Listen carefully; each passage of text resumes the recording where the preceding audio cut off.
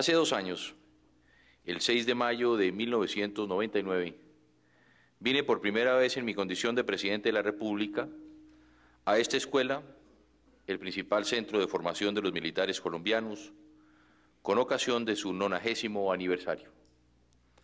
En dicha ocasión, expuse ante un auditorio compuesto como hoy por los más altos oficiales de Colombia, mi visión de las Fuerzas Armadas y su papel en la sociedad, los lineamientos del proceso de paz que entonces daba sus primeros pasos y la urgencia de construir al interior de nuestras instituciones militares una cultura sobre el respeto a los derechos humanos. Pues bien, han pasado 24 meses desde ese día y hoy regreso a este centro de la estrategia y el pensamiento militar con la satisfacción de haber promovido desde mi gobierno la más grande transformación y modernización de las fuerzas militares en los últimos tiempos. Hoy vengo ante ustedes con la certeza de que Colombia tiene, por fortuna, unas fuerzas legítimas, dotadas de mejores recursos, ampliadas en su número, con mejor capacidad de transportación y movilidad, respaldadas por una carrera profesional debidamente reglada, con seguridad social para los soldados profesionales, más modernas y sobre todo mucho más exitosas. Los contundentes éxitos de Mitú en 1998, de Hato Corozal y Puerto Inírida en 1999, las acciones que impidieron en varias oportunidades la toma de la Vía al Llano, la Operación Berlín en Santander o la recuperación del infame corredor del secuestro en el Sumapaz en el año 2000, o ya en este año la Operación Gato Negro en el Bichada, que ha logrado no solo destruir innumerables laboratorios para el procesamiento de droga, sino también capturar al más buscado capo brasileño, o la reciente Operación Dignidad, que terminó con la captura de 62 miembros de los grupos ilegales de autodefensa, son solo algunos de los más destacados ejemplos de cómo las fuerzas militares de Colombia, obrando conjunta y coordinadamente, con inteligencia, estrategia y capacidad operativa, sí pueden derrotar a los criminales y garantizar cada vez más la protección a la población civil. Estas son las Fuerzas Armadas que nos enorgullecen, las fuerzas legítimas de una nación que reconocen su valor, su capacidad y su patriotismo. El año pasado, en un seminario organizado por la Escuela Superior de Guerra sobre el papel de las fuerzas militares en una democracia en desarrollo, observé que era un craso error pretender que las fuerzas militares, que obran en cumplimiento de su deber constitucional de defender la soberanía, la independencia, la integridad territorial y el orden constitucional de Colombia, son solo un actor del conflicto armado, aislado, ajeno a nuestros propios intereses y a nuestra solidaridad. Entonces dije algo que hoy quiero retomar, porque en estos momentos tiene mayor vigencia que nunca. Las fuerzas militares no son las fuerzas del gobierno, sino las fuerzas de toda la sociedad colombiana. En el conflicto interno que por desgracia vive nuestro país, solo hay dos partes. Por un lado, la sociedad que componemos todos, y por otro, los actores armados al margen de la ley. Cada soldado, cada oficial, cada policía que muere o es herido en cumplimiento de su deber es un mártir de Colombia. Es alguien que luchó y sufrió por nosotros, por todos y cada uno de los 40 millones de colombianos que habitamos esta tierra de esperanza. Nada más equivocado que pretender que ellos luchan su guerra, cuando su guerra es la de todos nosotros y es por todos nosotros. Ellos son la sociedad colombiana. Dejarlos solos es dejarnos solos. Apreciados amigos, revisando el último ejemplar de la revista Las Fuerzas Armadas, editada en un esfuerzo maravilloso por la Escuela Superior de Guerra, encontré un texto muy diciente y dolorido del escritor Fernando Soto Aparicio, del cual quiero traer a cuento el siguiente aparte, abro comillas. Colombia es una tierra buena, generosa, noble, iluminada. Colombia es un joropo que sube como una mano tibia por la piel de la tarde. Es un paisaje donde el cielo y la llanura se funden en el beso del horizonte. Es un camino que se pierde entre los árboles, nuestros hermanos mayores a los que lamentablemente les hemos perdido el respeto. Es un campo cruzado por los surcos que fueron nuestro común denominador hasta que empezaron a sembrarlos de muerte. Colombia es un sentimiento regado por dentro como la luz de una lámpara a la que no logrará apagar nadie. Sí, esa es Colombia. Ese es nuestro país que a ustedes y a mí nos duele, que no entendemos cómo ni a qué hora se comenzó a resquebrajar, que no sabemos por qué algunos se afanan en destruir bajo el pretexto de salvarlo. Yo sé que a ustedes, oficiales y soldados de nuestras fuerzas militares, más que a ningún otro colombiano, les ha tocado presenciar con horror los desmanes y la crueldad de los insensatos. Les ha tocado combatirlos para defender a sus compatriotas, sin comprender a ciencia cierta qué es lo que ha llevado a estos hombres y mujeres a disparar contra sus hermanos. A veces, cuando presenciamos la demencia rayana en la bestialidad de las masacres perpetradas por los grupos ilegales de autodefensa, de los cobros de cuentas entre criminales, de la destrucción de poblaciones humildes e inermes por parte de la guerrilla, del secuestro de seres humanos para jugar su vida y ensombrecerla de sus familiares por un puñado de pesos, de la voladura de torres de energía y de tubos de oleoducto, de los actos terroristas que se llevan la vida de los inocentes, se nos agotan las razones para seguir creyendo en la paz. Pero esta es una fe que nunca podemos perder, porque perderla sería como perder la esperanza de vivir. Como dice el mismo maestro Soto Aparicio, nuestro conflicto interno se ha convertido en una guerra sin cuartel y, como todas las guerras, sin vencedores, pero convencidos. Siguiendo sus palabras, nadie gana una guerra, la pierden todos, y nosotros los colombianos llevamos más de medio siglo perdiéndola. Esa es la verdadera dinámica de la violencia. Mientras ella sea el argumento de los contradictores, nunca podremos considerarnos vencedores. Hoy se los digo de corazón, con el dolor de un colombiano y un padre de familia que contempla aterrado los actos absurdos de la violencia que sacuden día a día a nuestro pueblo. No entiendo cómo es posible que hoy, en pleno siglo XXI, todavía haya quienes persisten en creer que se puede construir patria encima de la sangre derramada, que se puede construir mañana matando, secuestrando o intimidando. No, señores, la violencia solo produce más violencia. La violencia no es más que el miedo a tener la razón y a no contar con las armas de la inteligencia para imponer nuestras ideas. En mi última intervención en la Escuela Superior de Guerra en noviembre del año pasado, terminé mi discurso con estas palabras: solo comprendiendo la razón que legitime el uso de la fuerza, sabremos si nosotros usamos las armas o si son las armas las que nos usan a nosotros. Hoy es un momento propicio para continuar con esta idea y preguntarnos, cuando la fuerza es legítima, ¿y por qué lo es la fuerza usada dentro de los parámetros del derecho internacional humanitario por nuestros militares, y no lo es aquella que es usada contra la población civil, como tristemente lo hacen los actores armados ilegales en nuestro país? La humanidad ha pasado a través de su historia de la barbarie a la civilización, aunque algunos en pleno tercer milenio se resistan a abandonar la primera. El hombre ha comprendido que ya no tiene que ser el lobo de su hermano, como afirma el duro aforismo, sino que bien puede ser su prójimo cuando, obrando con inteligencia y con pasión. Las sociedades, en la medida en que encauzaron su existencia a través de instituciones establecidas, dotaron también a sus ejércitos de unas reglas y principios de honor que los alejaron de la crueldad y que los volvieron legítimos. Aprendimos que, como seres humanos, el fin jamás justifica los medios cuando estos pasan por encima de los derechos básicos de los demás. De los primeros guerreros de la historia que luchaban a muerte y sin contemplaciones, que hacían de la ley del más fuerte una forma de vida y que no tenían ninguna consideración humanitaria, hemos logrado evolucionar hasta obtener unas fuerzas armadas modernas y justas, en las que los soldados solo empuñan las armas para disuadir a los violentos que atacan a la población indefensa, y son verdaderos profesionales comprometidos con los derechos humanos, con el progreso y el desarrollo social y económico de su nación. De los primeros guerreros de la historia que luchaban a muerte y sin contemplaciones, que hacían de la ley del más fuerte una forma de vida y que no tenían ninguna consideración humanitaria, hemos logrado evolucionar hasta obtener unas fuerzas armadas modernas y justas, en las que los soldados solo empuñan las armas para disuadir a los violentos que atacan a la población indefensa, y son verdaderos profesionales comprometidos con los derechos humanos, con el progreso y el desarrollo social y económico de su nación. Hemos pasado de la guerra insensata del violento a la lucha diaria de unas Fuerzas Armadas que obran dentro del Estado de Derecho y que son su fundamento. ¿Y en qué basan su legitimidad?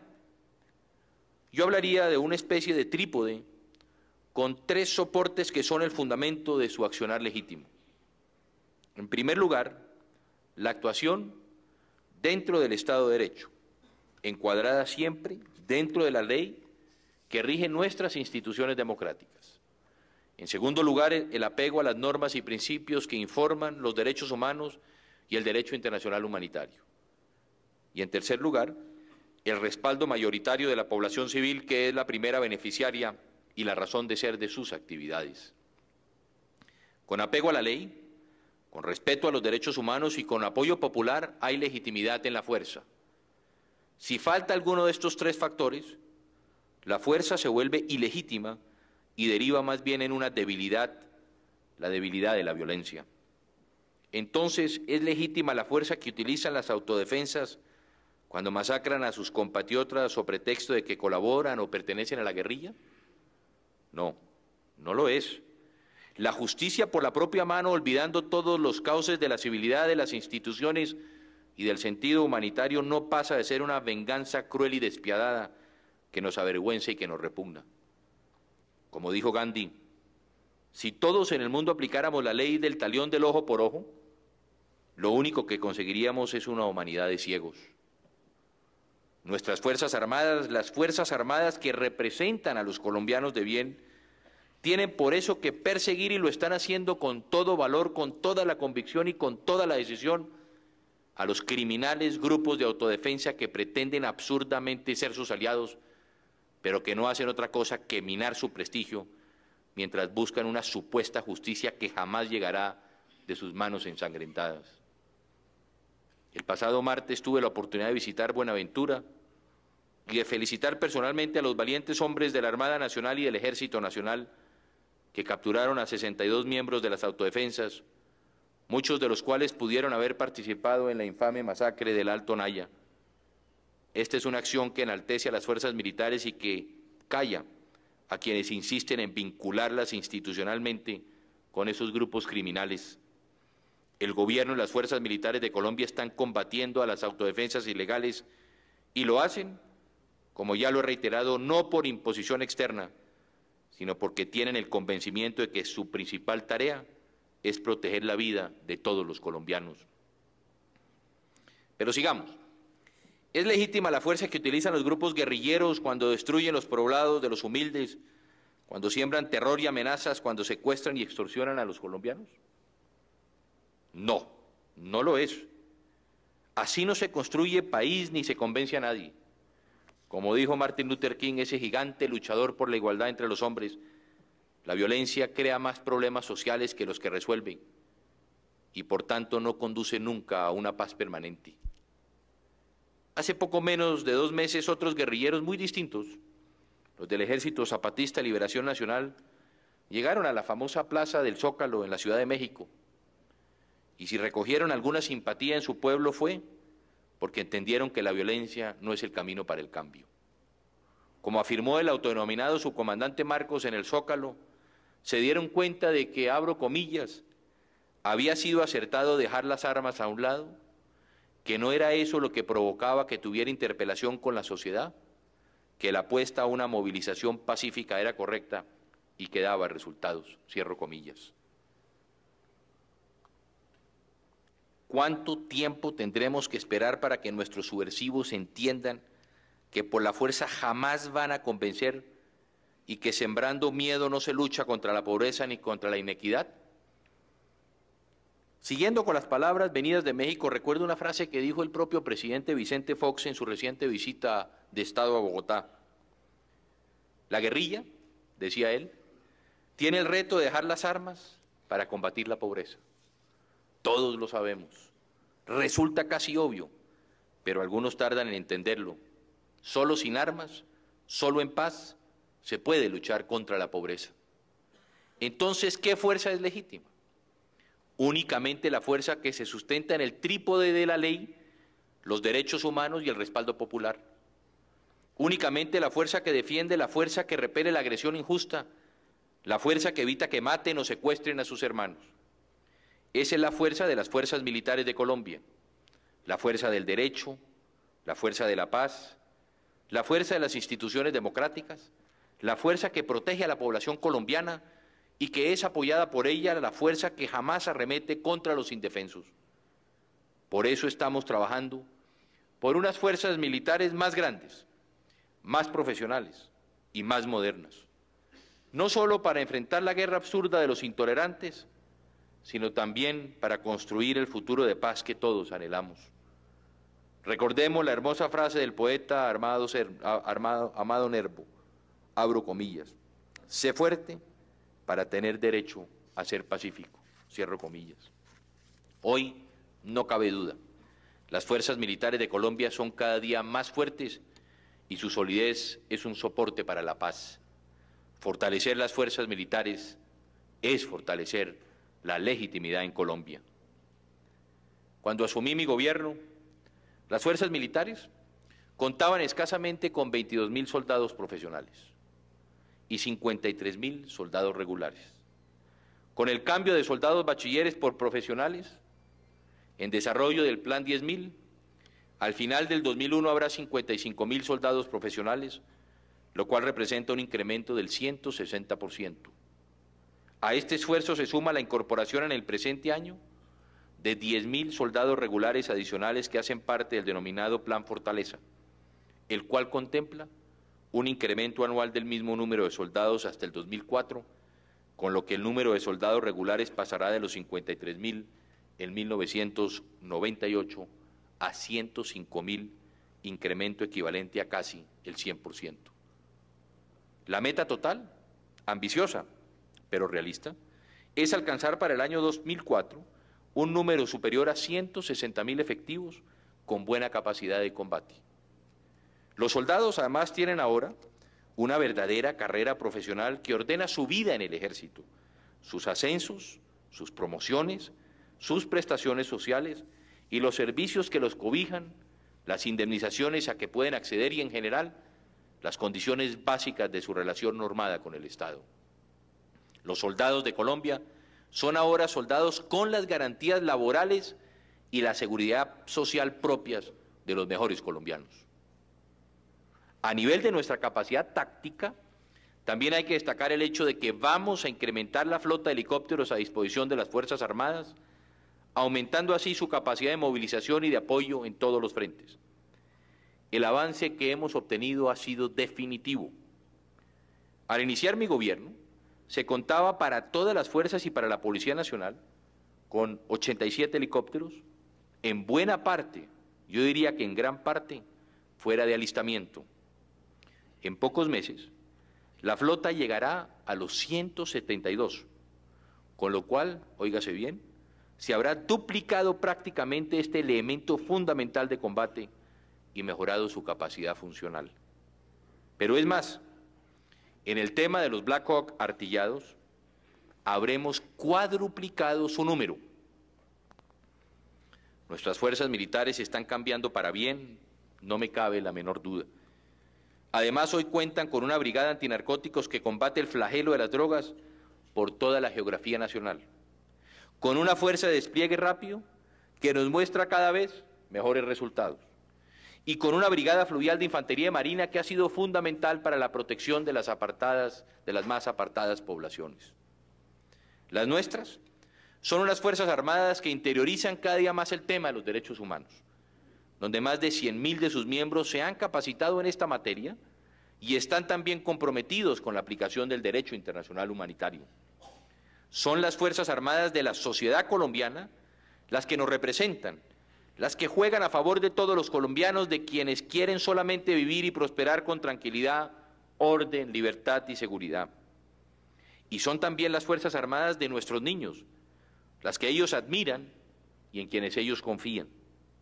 En efecto, según una última encuesta realizada por el Centro Nacional de Consultoría y la UNICEF, los niños de Colombia confían primero que todo en la Iglesia y en segundo lugar en la policía y el ejército, por encima aún de lo que creen en la televisión. Esa es una muestra palpable del arraigue que han adquirido y tienen las fuerzas legítimas de la nación dentro de cada familia colombiana. Estimados amigos, si he hecho esta reflexión sobre la fuerza y su legitimidad o ilegitimidad, es porque estoy, como todos y cada uno de los colombianos, absolutamente hastiado de la violencia que nos rodea. ¿Es que no podemos hablar sin matarnos? ¿Somos acaso, como temía García Márquez, un pueblo condenado a 100 años de soledad? No es tan difícil. No se requieren acuerdos complicados ni articulados, inacabables, llenos de incisos y de recovecos para que dejemos de matarnos y de hacernos daño. Solo sentido común, solo sentido de humanidad, solo un mínimo de respeto por las demás personas, solo entender, como lo ha dicho Juan Pablo II, que el derecho a la vida es el derecho fundamental, que el mandamiento de no matarás nos cobija a todos y nos cuestiona a todos, que tenemos que parar esto alguna vez y que es mejor que sea ya, para que no tengamos que arrepentirnos después. ¿Será tan difícil que los actores armados al margen de la ley tengan la justificación que tengan, escuchen este clamor nacional y dejen de recurrir a la violencia? Hoy los invito a todos, a ustedes, señores oficiales de las fuerzas legítimas de la nación, pero también a quienes equivocadamente usan la fuerza como las guerrillas o las autodefensas, a que pensemos con sinceridad en qué país queremos para nuestros hijos. Bastaría cerrar los ojos e imaginarlo. Queremos un país donde las familias estén unidas y crezcan en armonía y en amor. Queremos un país donde todos podamos salir a las calles o viajar por las carreteras sin temer el sobresalto de un asalto o la inmensa tragedia de un secuestro. Queremos un país en que podamos recorrer caminando, o en bus, o en carro sin miedo, donde florezca nuestro turismo nacional. Queremos un país donde los campesinos vuelvan a labrar, donde sea posible ser hospitalarios sin que invitar a un plato de comida se convierta en una sentencia de muerte. Queremos un país donde los extranjeros puedan visitarnos, que puedan venir a invertir y que puedan dejar sus divisas en nuestras hermosas ciudades y playas. Queremos un país en donde prosperar no sea una condena, en donde crear empleo y empresa sea un motivo de orgullo y no de temor. ¿Será tan difícil, me pregunto yo? ¿No es ese el país que queremos todos?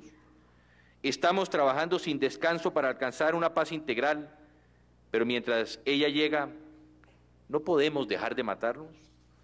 ¿No pueden las fuerzas irregulares dejar de asesinar, dejar de bombardear pequeños pueblos, dejar de volar las fuentes de energía, dejar de torpedear la economía nacional, dejar de secuestrar y de sembrar dolor, dejar de extorsionar y devolver a todos los que hoy están absurdamente retenidos?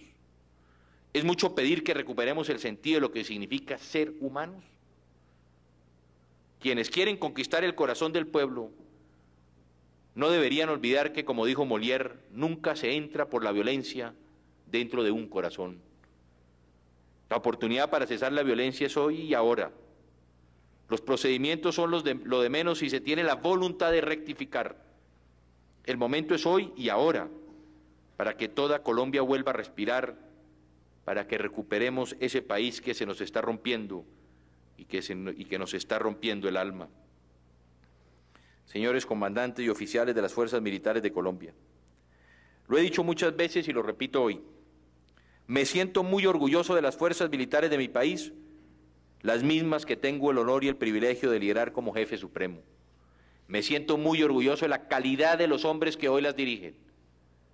Contar con el respaldo de un gran colombiano como el general Fernando Tapias, con su compromiso, su profesionalismo y su lealtad, es una fortuna que no termino de agradecer.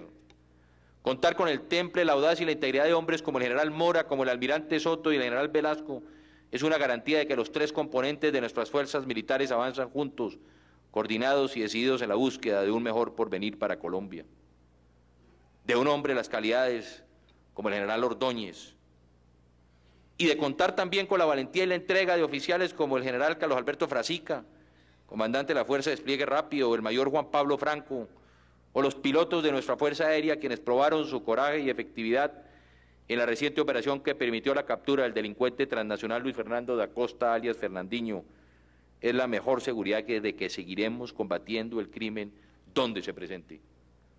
Contar con el valor militar de los hombres de la Armada Nacional y el Ejército que capturaron a 62 miembros de los grupos ilegales de autodefensa nos permite decirle a todos los colombianos que pueden estar tranquilos, porque sus fuerzas militares, obrando con inteligencia y conjuntamente, hacen lo posible por proteger sus vidas y para castigar a los criminales. Pero para obtener estos resultados, para lograr tener las fuerzas militares que hoy enorgullecen a Colombia, debemos resaltar un aspecto que es el que hoy nos congrega en esta institución que cumple 92 años de existencia, la educación militar. Como ustedes saben, hemos realizado una completa reforma a las Fuerzas Armadas de Colombia, contenida en los decretos que expedimos, en desarrollo de las facultades concedidas por el Congreso de la República el pasado mes de septiembre. Ahora es el momento para completar y cerrar con broche de oro esta tarea con una completa y ambiciosa reforma a la educación militar, en la cual ya estamos trabajando. En efecto, desde 1999 hemos venido implementando un nuevo modelo educativo que forme unos militares más integrados a la sociedad que defienden y a la cual pertenecen. Lo castrense debe dejar de ser visto como la antítesis de lo civil. Lo que queremos hoy es militares que entiendan la sociedad en la que viven para que puedan servirle mejor, que estén al día en los últimos avances técnicos y del pensamiento, que conozcan una estrategia que vaya más allá de las operaciones de combate y que produzca efectos favorables en la población. Gracias a la transformación que se ha venido realizando en forma silenciosa pero efectiva en el pensum de esta Escuela Superior de Guerra, con la colaboración y asesoría de los mejores profesionales de las distintas universidades del país, hoy estamos formando líderes militares listos para enfrentar los desafíos del tercer milenio. Esta es una labor que se ha visto especialmente reforzada por la creación y funcionamiento desde el año pasado del Centro Colombiano de Estudios Estratégicos sobre Seguridad y Defensas Nacionales. Sin duda, la tarea que ha cumplido la Escuela Superior de Guerra desde su fundación en 1909 por decreto del general Rafael Reyes, cuando la formación académica fue encargada a expertos oficiales chilenos, hasta el día de hoy, cuando es un centro de educación superior reconocido como tal por el Ministerio de Educación Nacional, dirigido con misticismo y entusiasmo por el mayor general Henry Medina Uribe, ha sido fundamental para la evolución de nuestras fuerzas militares. Usted, general Medina, a través de su compromiso, lealtad y liderazgo, ha sabido proyectar esta institución para convertirla en un centro de estudios moderno e integral que hoy es orgullo de la nación. Si hoy contamos con altos oficiales de las más altas calidades profesionales, si hoy tenemos muchos civiles comprometidos con la realidad nacional y conocedores de sus fuerzas militares, si hoy estamos estructurando una visión integral del país, de la estrategia y del papel de los militares en nuestra democracia, es por la magnífica labor desempeñada por este centro de estudios a lo largo de su historia, una labor que hoy es más dinámica y tiene mayor prospección que nunca. Por eso me siento muy satisfecho al imponer hoy a esta Escuela Superior de Guerra, la más alta cúspide académica militar de Colombia, la Cruz de Boyacá como un reconocimiento de la patria colombiana a sus 92 años de buenos servicios y a todos los buenos hijos que se han formado en ella. Sigan siendo faro de conocimientos y de valores para los militares de Colombia. Sigan haciendo crecer el espíritu militar en el altar del servicio, del honor y de la patria. Estimados oficiales de las Fuerzas Militares de Colombia, hoy podría repetir con convicción las palabras que erigió el general Santander a la guarnición de la Plaza de Bogotá en 1832. Abro comillas. Os mando como magistrado de la nación, os encargo como vuestro general y os ruego como vuestro camarada que continuéis siendo lo que habéis sido, soldados de la patria, obedeciendo a vuestros superiores, prestando vuestros servicios en la conservación de las instituciones y el honor nacional y manteniendo la disciplina que os ha hecho acreedores a la estimación pública. En esta proclama están las bases del trípode de las fuerzas legítimas: el apego a la ley y a las instituciones, el servicio a la patria, que no se entiende si no se respetan los derechos más elementales de sus habitantes, y la estimación pública. Respetar estos tres pilares, ley, derechos humanos y voluntad popular, es la única forma de ser un militar de honor.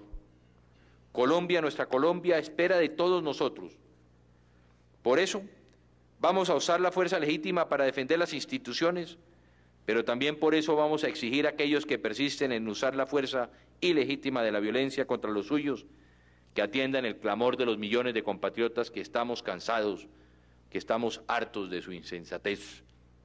Todos los colombianos debemos ser instrumentos de paz, no de guerra. Para ello nos estamos preparando.